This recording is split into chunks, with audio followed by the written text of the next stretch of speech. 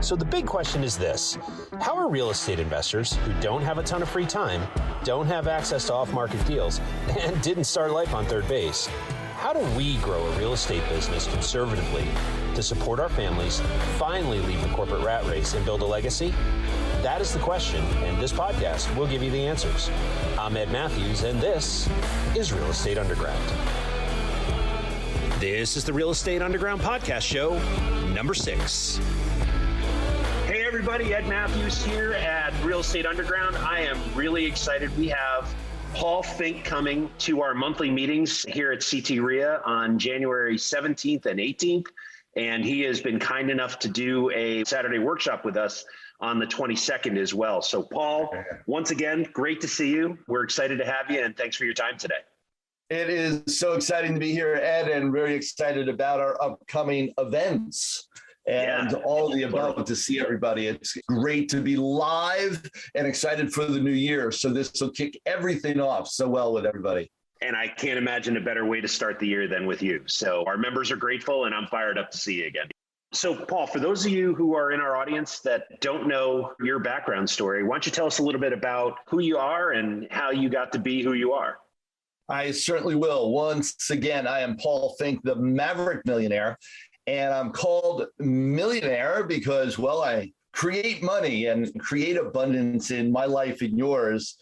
And I'm called Maverick because, well, I do it a little bit different than most people. And one of the things that we're going to be talking about at the event is we're going to be talking about negotiations and how to do that a little bit different. However, my background is I've been an entrepreneur for 35 years. I've never worked for anybody a day in my life, which basically means that I've created my value every step of the way. I've been paid my value every step of the way. That's how I've lived my life. And for many years, that was about a six-figure income, was very satisfied. Had built up businesses in multiple different industries, the medical field, the dental field. I cut my teeth cold calling in Midtown Manhattan and was really good at creating opportunity, creating systems and strategies, and for lack of a better word, sales. Started off straight commission sales, then went into owning my own distribution companies, building sales forces, and continued that in multiple different industries, like I said, and went into then real estate about 20 years ago. And about 15 years ago, became a speaker, trainer, coach. And I now travel all around the world in helping people understand how to build abundance with the vehicle of real estate as well as other business ventures. Yeah, so you've presented at CTREIA several times in the past, and this time we're focused keenly on, and you mentioned it, negotiation mastery. You want to tell us a little bit about that and why that's so special? Man, everything we do in life is negotiations across the board. We decide and negotiate, oh, honey, where are we going for breakfast? Or where are we going to get our cup of coffee? And negotiating our trip to work, if you will, and what roads and how to navigate around, only to be clear with verbal as well as nonverbal cues, we communicate with others to get what we're looking to acquire in our world, to attract the either abundance or lack thereof in our life. In real estate, what really excited me about real estate is that, well, there's umpteen different items that you can negotiate on. That real estate isn't just about the price tag, if you will. It's not about, you've got one price and we're going to negotiate on that price. And that's the only thing that really happens in a real estate transaction. It's so much more.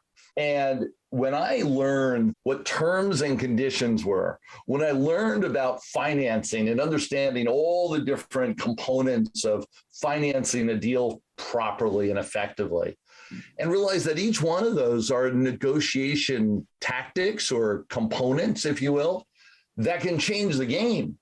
And when you learn about those different components, when you learn how to operate within them, you can create thousands, if not tens of thousands, and in a lot of deals, especially in the Northeast, even hundreds of thousands of dollars difference. Once you learn how to negotiate on those terms, once you learn what that is all about, and realize that it's not about price.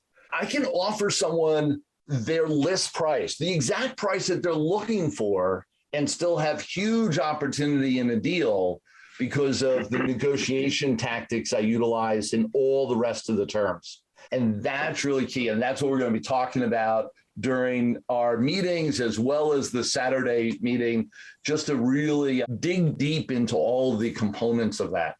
You're an entrepreneur's entrepreneur, right? And so you've had a lot of different successes in a lot of different industries. What drew you to real estate? Why real estate as a focus? Oh my gosh. Well, here I was an entrepreneur for 15 going on 20 years. And I was doing fairly well. When you graduate from college, at least my vision was, oh man, if only I could make six figures. If only I could make $100,000, I'd be king of the mountain, right? I'd be the dog. Well, that's what I did. I graduated from college, created my own business, created about $100,000 in income, and then sustained there for about a decade. Then I had an interesting event or events that happened in my life. I got married and had 6 children, 3 sets of twins. The last 2 sets of twins are 14 months apart from one another, which means I went from a family of 4, my wife and I and 2 children, to a family of 6 or a family of 8 in 14 months. Wow. My whole financial makeup went completely upside down. Right. Now, for those of you that may not realize, I live in the Northeast as well. I live in Connecticut. It's where I got started. I actually got started in real estate investing 20 years ago, going to Connecticut CTREIA as a student and as a participant and attendee. And in all of that, I was making about $100,000 a year, but I had 6 children now. To survive in the Northeast with a family of 8 costs a whole lot more. Matter of fact, I realized I could get financial aid, which is when the government tells you that you cannot afford to feed yourself. I could get financial aid if I made $73,000 or less in Connecticut. I didn't realize how close I was to bankruptcy, but I knew I was putting more and more on my credit cards, having more and more challenges every year, and I had to figure out something different. And I started looking around, well, what's the number one way to build wealth in the country? Real estate. And once I recognized that, I knew that was the direction I had to go, and I did the deep dive. I started absorbing everything I could in real estate. I actually bought my first course off of the radio of all things, and it was Carlton Sheets. Ah, yes. Carlton Sheets CDs is what I got at the time. And oh man, I was so excited. This was the brand new CD set. It cost me a whopping $800 and set my world in motion. Within the first 30 days of getting that course, I got my first property under contract and I was hooked. Yes. I recognized what was possible. And I'm going to talk about some of the techniques and strategies I used early on to just get going and get in the game. Only I got into it for need base. So for all of you, just have a whole lot of kids and you'll be just fine. That's what's going to motivate you. However, the reality is you want something different in your world. You want abundance in your life. You want to create something more. Real estate is the easiest vehicle to get into. There's so many different techniques and strategies to get involved in it, which means it's an opportunity for anybody and everybody. And what you need to do is sharpen your axe, is to really sharpen your skill sets on how to make more money on every deal, how to create more deals in your world, and how to do it over and over and over again with consistent, persistent behavior. And that's what I ended up doing to change my world. That was 20 years ago. Wow. Yeah. And it's interesting. I'm fascinated by the human mind and what separates people that dream about doing what you do and what I do from the ones that actually do it. And, I have my own theories, but I'd like to understand what separates the folks that get it done from the ones that dream about getting it done. Absolutely motivation. I was motivated by the need base. I had 6 children looking at me saying, hey, I want to be fed. Right. I also got this inner understanding that I could do more, I could be better, that I was playing small because of my own fears, my blocks, my anxieties, and that there was a greater potential for me to fulfill. And so that got me understanding, well, I could, so why aren't I? And what's it going to take to make the difference? And so one is that desire. Two is I got rid of that safety net. The kids created that for me, if you will. I didn't have a job. I had to create my own way. And there was a need base there. Also, many people get into a comfort zone, if you will, a complacency because of lack of a absolute need. Well, if I don't go get a deal, I'll still have the roof over my head. I'll still feed my family. I'll be okay. I learned to turn up the thermostat so that okay wasn't good enough, that I wanted to be great. And one of the things I keep in mind is that I was given certain talents, and those talents are wasted unless I live up to my fullest potential. And when I waste my talents, that's a sin. And I got really clear that for me, how could I possibly waste the talents I had for myself and my family, let alone society as a whole? So that huge desire turned up that thermostat, got really clear. And then what's my commitment to make it all happen? People put down their resolutions, if you will, at New Year's. That time of year. That resolution time, right? They put their goals, their dreams, their resolution. Well, I'm going to do all this in the new year. And then most statistically, like 90% fall out within the first month. Right. Incredible. What makes the difference is, and I want everybody listening to this to do this. You have all your goals, all your targets, if you will. On a scale of 1 to 10, next to each line item even, what's your commitment level to making it happen? On a scale of 1 to 10, are you willing to do a 10 being whatever it takes? You're never, ever, ever stopping until that thing is achieved. You say you're going to do it within the year. Well, you're just going to keep going until that gets done, period. And never, ever, ever stop. And that kind of commitment level changes everything. Most people think that they put a commitment level of a 7, an 8, a 9, even a 9.5, and it's going to be good enough. No such thing. You got to go the distance, because even a 9.5, there's going to be something. There's something out there that is going to be the obstacle in your way. There's going to be the block, the angst, if you will, in your world that you go, yeah. Well, I would have done it, but, and this thing shows up. Whether it's, I had to work on a weekend, or my kid's recital was that day, I couldn't miss that. Or I had one guy who missed a huge opportunity because, well, it was his 1-year anniversary with his second wife and couldn't possibly take advantage of the opportunity because he had to be home that day. I went, but you could create a whole new world for your wife and for yourself and your future. You celebrate tomorrow, not today. Wouldn't that make a difference? Only he wasn't willing to do whatever it takes. His commitment level wasn't at a level 10. Right. Get clear, level 10 or bust. And so unless with every line item, you can honestly put down a level 10, change it. Now, either change your commitment or change your goal. But you got to change something so that every line item, it has a level 10 as your commitment. And then you get in the game. Then you start processing. Then you start planning and create the day-to-day routines that will make that happen. And the end of the game is that difference between an 8 or a 9 and a 10 will make all the difference in the world on where you end up. Wow. So true. So true. One of my favorite stories is the story of Cortez, right? When he came to the New World, he ordered his men to burn the boats and found that they were all highly motivated to make it work here in the New World. Burn the boats. Yeah, with that story, basically they were a firm believer in dying on their homeland. Yeah. And how that was a religious component as well. And so they had a choice, either die on foreign land or win the battle to grab the other person's boats to be able to go home. Right. That was it. Those were your only choices that were left. And what a huge and a great metaphor for our day-to-day routine. Man, burn the boats. What's your safety net that you have still existing in your world that's keeping you from playing full out, from being your fullest potential, from creating everything you want in your world?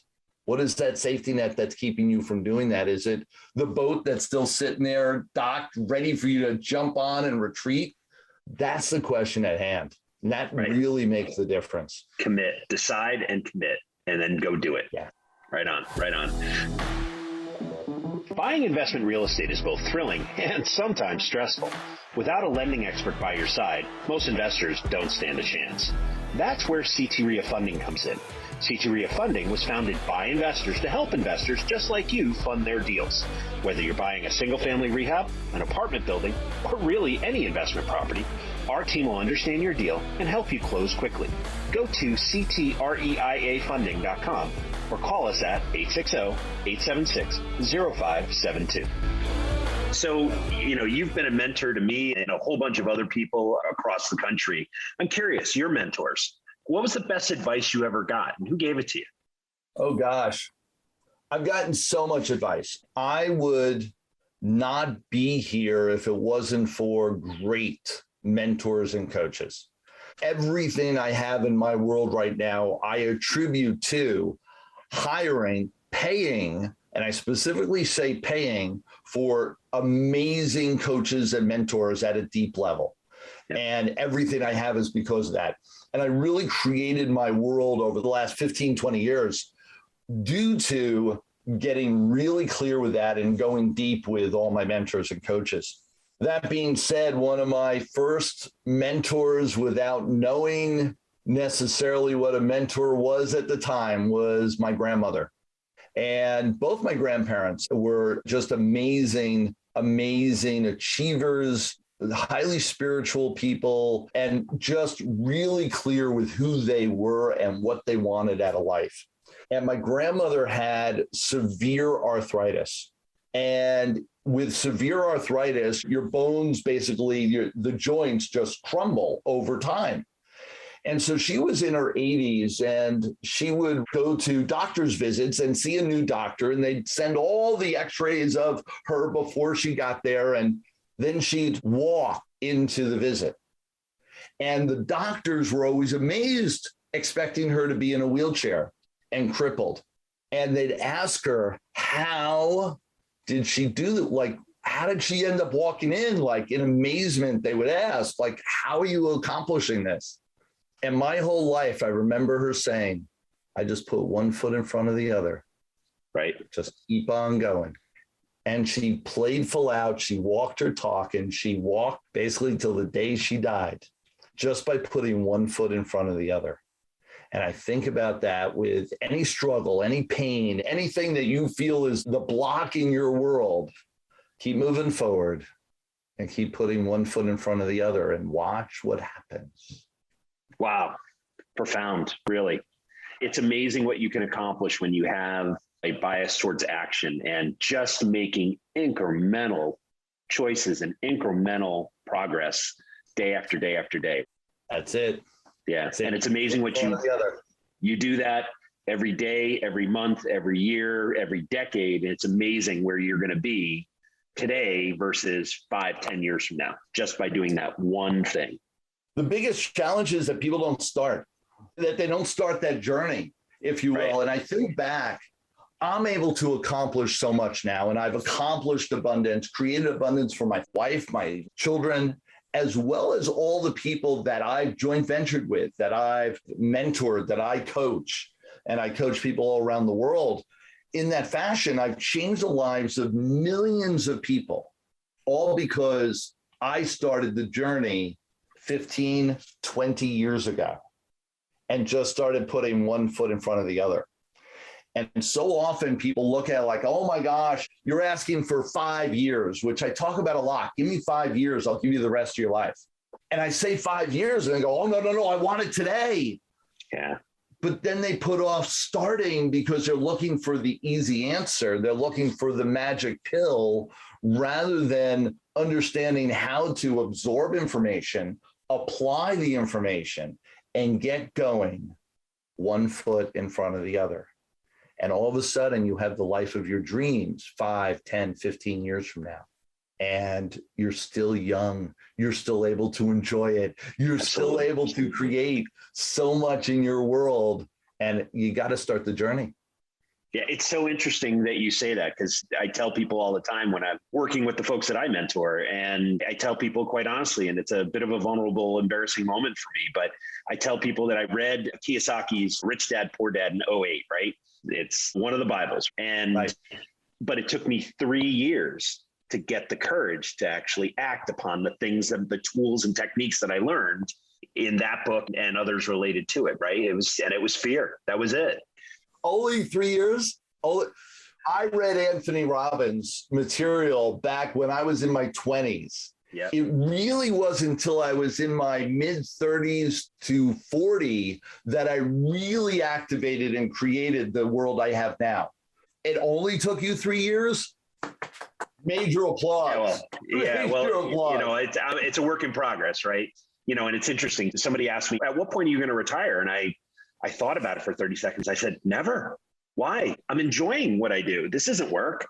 I get excited to come to work every day and have a deep and broad and profound impact on the people I work with, the people that we help, the people that we buy properties from, and frankly, the families we sell them to. Yeah. Yeah. People miss that, especially when they're still in corporate America, when they're still in a job, is that they believe that retirement is a thing that should be in your future because they don't like what they do, and they're prayerful that retirement means that they get to now do what they love, right? Or do something that they enjoy. Whereas for entrepreneurs like you and I, we're already doing what we love. I will do this for the rest of my life. Absolutely. And for me, this is communicating, coaching, training, real estate deals, opportunities. It's play. It's like playing Monopoly for me every day. Right. Literally. Literally. It's the excitement that I get from that it's not work. And it's what I would do regardless of the money. I've built an abundant life, and past there, this is what I love, and I'll keep doing it forever. Amazing. Amazing. So I mentioned Rich Dad, Poor Dad. I'm curious, leaders or readers? And I know you are a person who consumes information and data on a massive scale. What kind of books are on your nightstand, and what are you reading these days? I always read nonfiction. Yep. Some people feel, you really should read fiction. That I almost exclusively, if not exclusively in my whole life, it's been nonfiction books, absorbing the theories, the philosophies, the systems, processes that other people, the strategies that other people have created and are sharing on how they applied it in their life, their twist on it, their turn on it, if you will, their slant, and reading their voice. And I've got one of the best business libraries on personal development, which I started as a psychology major, went on and specialized in neurolinguistic programming, hypnotherapy, also a huge in business strategies and systems, sales process, and of course, negotiations, where I'm going to be talking to you and all the crew about. Yep. The book right now, I'm reading Rocket Fuel, which is a great book on really how to engage with a team of people, if you will, and really excel your business strategies. Like I said, I'm usually reading multiple books at a time. Reading an interesting book, and I started communicating this with you, is Negotiations on a really interesting, intricate level from a police detective's point of view. I'm reading a book that police detectives are given to study as they learn interrogation techniques, which is negotiations at a really high level. How do you know when someone's lying instantly? with the words that they're saying, with the twitch of an eye, with the body language that they're utilizing, with the pacing of their communications, the shift of their breathing, the shift of their heart rate, all these things are techniques and strategies where you learn what's going on with the other side, kind of putting yourself in their shoes for a moment, and then you know exactly where to bring the conversation. And you know what's going on inside their head. Fascinating. All part of kind of that negotiation conversation, if you will. Interesting. I'm going to get the title of that book from you when I see you next week. Speaking of next week, negotiation mastery. We touched on it a little bit earlier in the conversation, but in terms of what our members are going to hear about and the takeaways, those golden nuggets that you're going to drop, can you give us a preview of what that's all about? Yeah. I wrote a book on my top 50 negotiation strategies, and I'm going to be picking a handful of those to go into detail with them about how I've utilized negotiation techniques, how you can stack and dovetail these techniques with one another to create more magnitude of shift, and how every stage of the real estate process, you can go into that process with a specific or a couple different techniques and strategies and change the game entirely in your favor to the tune of thousands of dollars, if not tens of thousands and hundreds of thousands of dollars in your favor, just because of the words that you choose, because of how you approach the situation, exactly what technique you're going to grab hold of in your arsenal. And I always look at my arsenal as kind of like Batman with his utility belt. Right. Here you've got, imagine 50 different tools on your utility belt, and you can use them based on who's in front of you. Batman always had the right tool for the right enemy in front of him. Right. And that's kind of what negotiation strategies can be for you. As you walk into the scenario, knowing which one to choose the effective one and create a change instantly with what you do. Interesting. That's what we're going to be talking about. Okay, well, great. Just as a reminder, we're going to be in Rocky Hill at 6 p.m. on Monday, the 17th. We are going to be in Bridgeport at 6 p.m. on Tuesday, the 18th. And then Paul, the Maverick Millionaire, and all his big brain power is going to be at the CTREIA Training Center on Saturday, the 22nd, starting at 9 a.m. So, Paul, I'm just curious. I know you work a lot and you travel the world coaching and mentoring your students and colleagues. When you're not doing that, what do you do for fun? We already discussed this. This is my fun. Yeah. This is what I love. This is it. Now, that being said, I do work with my wife, which is by design, so that my fun when I'm working and coaching and traveling around the world is that my wife's next to me. And so we go to just glorious restaurants, hang out and eat and drink and enjoy conversation all around the world. I also love adventure and doing different crazy things. We just posted last month, we had an opportunity to drive some tanks over some cars. And I don't know whether you've done anything really as crazy as that. It was so much fun. And so, yeah, we literally drove a tank over a real car and crushed it. It was so much fun. Oh, that sounds fantastic. And we jump off stratospheres, zip lines, ATVs, just adventure sports, if you will. Yep. And really enjoying life with people. Yeah. And that's part of the equation across the board. Awesome. So, Paul, obviously, we're encouraging everybody listening to come meet you and shake your hand next Monday, Tuesday, and Saturday. However, if they're not able to make it, how else can they get in touch with you? Join me at themaverickuniverse.com, themaverickuniverse.com, or search Paul Finck, the Maverick Millionaire. Search me, Google me. I am everywhere. So Great. You can find me pretty readily. Well, hey, Paul, thank you so much for your time today. I'm really fired up to see you next week.